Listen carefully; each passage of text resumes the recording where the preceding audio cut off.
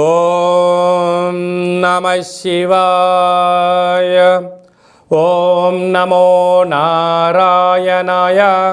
ఓం శ్రీ స్వర్ణాకర్షణ కాళభైరవాయ నమో నమః. ఓం శ్రీ నరదృష్టి నివారణ కాళభైరవాయ నమో నమః. ఓం గణానాం త్వా గణపతిగుం అవామహే కవిం కవేనాపవస్రవస్తవం జ్యేష్ఠరాజం బ్రహ్మణస్వత ఆన శృణ్వన్నోతభిస్సీదసాదనగం శ్రీమహాగణాధిపతయే నమః. ఓం ఆదిత్యాయ సోమాయ మంగళాయ బుధాయ చ గురుశుక్రశనిభ్యశ్చ రాహవే కేతవే నమో నమః. హరి ఓం. మా ఛానల్కి స్వాగతం. చూస్తున్న వీక్షకులకు ప్రేక్షకులకు ప్రియ కాళభైరవ భగవద్బంధులకి స్వాగతం పలుకుతూ మమ్మల్ని ఎంతగానో ఆదరిస్తూ ఉండబడినటువంటి ప్రియ సోదరి మనుషులకు అందరికీ, సనాతన ధర్మ సంరక్షకులకు అందరికీ కూడా నూతన తెలుగు ఉగాది పండగ శుభాకాంక్షలు.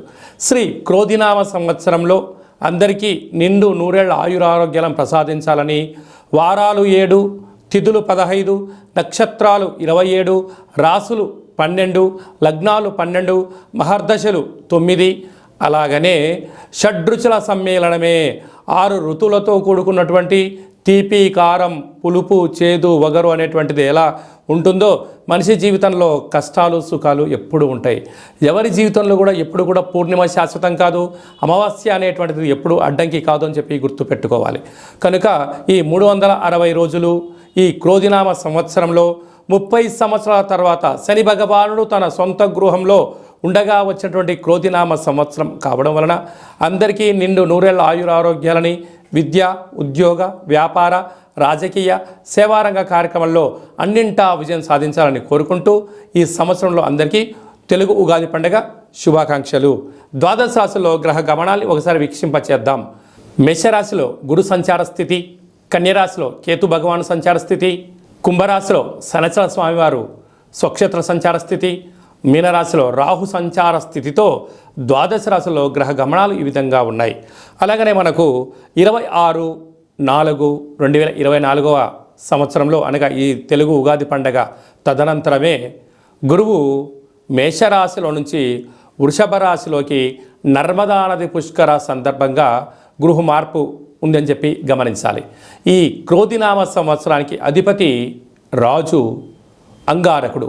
ఎందుకనగా ఈ సంవత్సరము మనకు తెలుగు ఉగాది పండగ మంగళవారం రోజు అవ్వడం వలన, మంగళవారానికి అధిపతి కుజ భగవానుడు అవ్వడం వలన, ఈ సంవత్సరానికి రాజు కుజుడు అవ్వడం వలన నిత్యము అనేక మంది క్రోధము, ఆవేశము అనేటువంటి పరిస్థితుల్లో ఉండడము, ఎర్రటి నేలలు, ఎర్రటి పంటలు బాగా పండడము, అద్భుతమైనటువంటి కందులు, మిరప, ఎర్రటి నేలలు, సంపూర్ణమైనటువంటి ఆహార ధాన్యాల ఉత్పత్తులు చాలా అద్భుతంగా ఉంటాయని చెప్పి కూడా గమనించగలగాలి. కాకపోతే ప్రజలందరూ కూడా ధర్మ మార్గంగా, ఆధ్యాత్మికంగా ఉండడము, తల్లిదండ్రులను, గురువులను, ధర్మాన్ని ఎవరైతే ఆచరిస్తారో వారికి రుణభయం, రోగభయం, శత్రుప్రయం, ప్రమాదాలు తొలగిపోతాయని చెప్పి కూడా గమనించగలగాలి. అలాగనే ఈ సంవత్సరము మంత్రివర్యులు శని భగవానుడు అవ్వడం వలన ఆ శని భగవానుడు ప్రస్తుత కాలమాన ప్రకారంగా కుంభరాశిలో సంచారము చేయడం వలన ధర్మ మార్గంగా ఎవరైతే ఉంటారో వారికి చాలా మంచి కాలము అని చెప్పి గమనించగలగాలి. తెల్లటి నువ్వులు, విశేషమైన నీలం రంగు పదార్థాలు, పుష్పాలు, పండ్లు, పదార్థాలు, అద్భుతమైనటువంటి ధర్మ పరిపాలనగా, ధర్మంగా, న్యాయంగా, నీతిగా ఉండబడిన వారికి చాలా మంచి కాలం అని చెప్పి గుర్తుపెట్టుకోగలగాలి. ఎవరైతే అధర్మంగా ఉంటారో, అన్యాయంగా ఉంటారో, రాక్షస జీవన విధానంగా ఉంటారో, గతి తప్పిన జీవన విధానం ఎవరైతే అలవర్చుకుంటారో వారికి అనేక ఇబ్బందులు ఉంటాయని చెప్పి కూడా గమనించగలగాలి.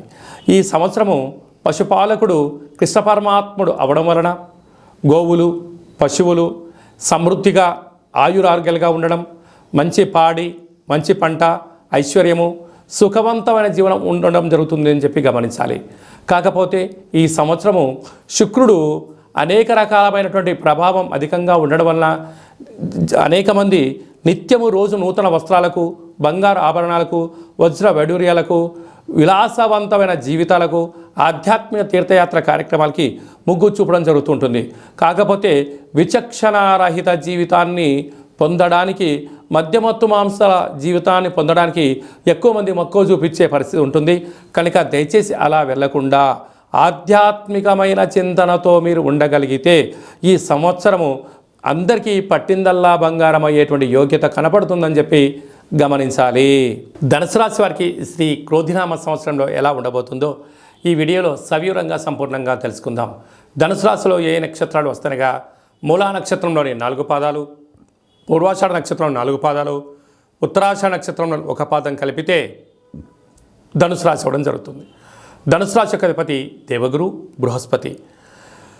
వీరి యొక్క ఆదాయ వ్యయాలని గమనించినట్లయితే ధన సంపన్న రాశులలో ఇదొక రాశి అని చెప్పి గమనించగలగాలి. ఆదాయం 11, వ్యయం 5, అనగా 6 రూపాయలు మీరు మిగిలించబోతున్నారు. స్థిరాస్తులు, చరాస్తులు, గృహాలు, భవనాలు, కార్లు, బంగారు ఆభరణాలు, షేర్లు, మీరు అత్యున్నతమైన కోట్లు సంపాదించే రాశులలో ధనుసు రాశి ఒకటి అని చెప్పి గమనించగలగాలి. రాజపూజ్యం 7, అవమానం 5. ఇన్ని రోజులు మిమ్మల్ని ఎవరైతే తొక్కేయాలని ఎదురు చూశారో, ఇన్ని రోజులు మిమ్మల్ని ఎవరైతే గెలవకూడదని ఎదురు చూశారో వారంతరకు వారే ఇప్పుడు మౌనంగా అవ్వడం, మీ దగ్గర చేతులు కట్టుకొని నించొని ఉండడం, మీరు ధర్మ మార్గంగా ఆధ్యాత్మికంగా ఉండడం వలనే మీకు రాజ్యాధికారాలు, ఉద్యోగాలు, అవకాశాలు మీ ముందర క్యూ కట్టబోతున్నాయని చెప్పి గమనించగలగాలి. ఎన్నో ఏండ్లుగా 30 సంవత్సరాలుగా శని భగవానుడు తిరిగి తన సొంత ఇంట్లో ఉండబడినప్పుడు వచ్చినటువంటి ఈ క్రోధినామ సంవత్సరం అవ్వడం వలన ఈ యొక్క ధనుసు రాశి వారికి అద్భుతమైన ఐశ్వర్యానికి, ఆనందానికి సువర్ణపు అధ్యాయపు రోజులు ఇవి అని చెప్పి మీరు గమనించగలగాలి. అదే కాకుండా మనం కందాయ ఫలితాన్ని మనం పరిశీలించినట్లయితే మూలా నక్షత్ర జాతకులకు ఉగాది పండుగ నుండి ఆగస్టు వరకు ప్రారబ్ధ 0 ఉండడం వలన మానసిక వేదన, తలనొప్పి, శిరోభారము, అనారోగ్యము, ప్రమాదాలు పొంచి ఉన్నాయి. తస్మాత్ జాగ్రత్త.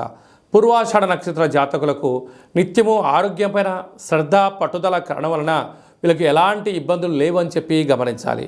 ఉత్తరాషాఢ నక్షత్ర జాతకులకు ఆగస్టు నుండి తిరిగి ఉగాది పండగ వరకు మధ్య 0, చివరి 0 అవ్వడం వలన వాహన ప్రమాదాలు, అనారోగ్యము, కీళ్ళనొప్పులు, సర్జరీలు, అనేక రకాలమైనటువంటి శారీరకమైనటువంటి, మానసికమైనటువంటి శత్రు బాధలు పొంచి ఉన్నాయి. తస్మాత్ జాగ్రత్త.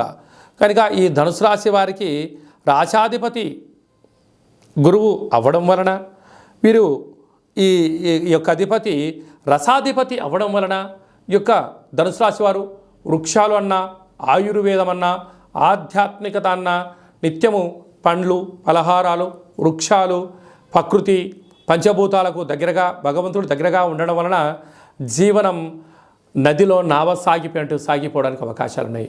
వీలైనంతవరకు ఇంటిలో కానీ, ఇంటి ఆవరణలో కానీ, మీ వ్యవసాయ తోటల్లో కానీ, ఫామ్ హౌస్లో కానీ సుగంధ పరిమళాలు వెదజల్లేటువంటి వృక్షాలను మీరు పెంచగలిగినట్లయితే అదృష్టం, ఆనందం మీ సొంతం అవుతుంది.